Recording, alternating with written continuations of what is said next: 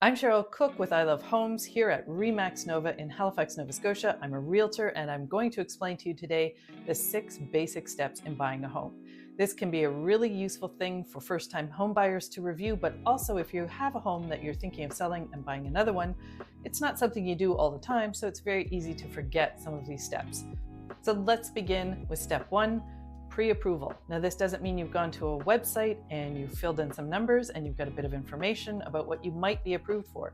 It means you've actually sat down with your lender or a mortgage broker and gone through a formal process where they do a credit check. They're going to check your debts and your income, all that stuff. And in the end, if all goes well, you will get a letter from a lender that says you are pre-approved to X amount. Pre-approval is crucial because it means that you now have a realistic budget within which you can work and within which your realtor can help you. That takes us to the best part, step 2, house hunting. This is where we sit down and we work out the list of needs and wants. What are the things that you can't negotiate about in terms of the house? Is location key to you, or is it the number of bedrooms? And what are the things that you have a little more flexibility with? This is an important list to set out before we begin house hunting. And my advice to buyers is typically see as many houses as you can. Each home we view will teach you not just a little bit more about homes themselves, but about what might and might not be important to you in terms of buying a home. And sometimes you'll surprise yourself.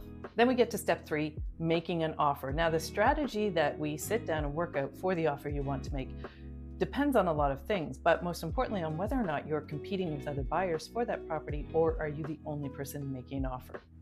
But in any case, in Nova Scotia, it's still common for offers to have conditions on them. Conditions like having the home inspected or having the financing approved. So you sit down with your realtor and you work out the offer that works best for you and that hopefully will entice the seller to accept. Once you have an accepted offer, then you go to step 4, which is conditions. And that is whatever conditions you put on that offer, like home inspection or financing approval. You generally have somewhere between about 8 and 12 business days to do that. It can vary.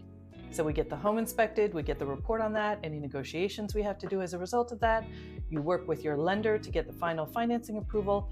All of these things have to be done by the conditions date, which is set in the offer you made.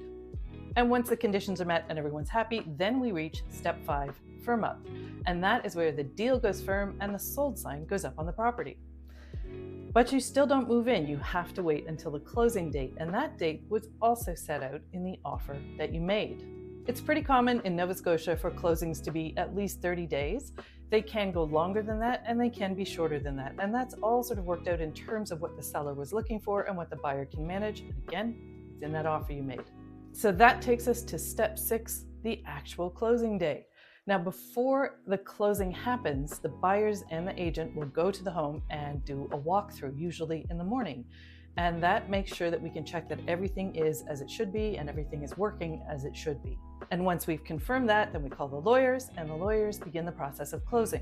Now, that may take a few hours or it may take most of the day. So this is why we tell you don't plan to move in on closing day. But once the lawyers are done with the closing process, they notify everyone, and that is when you get the keys and you own the property. So these are the 6 basic steps to buying a home. As always, if you have any questions about this or anything to do with buying or selling a home, get in touch. I am always happy to have a no obligation chat.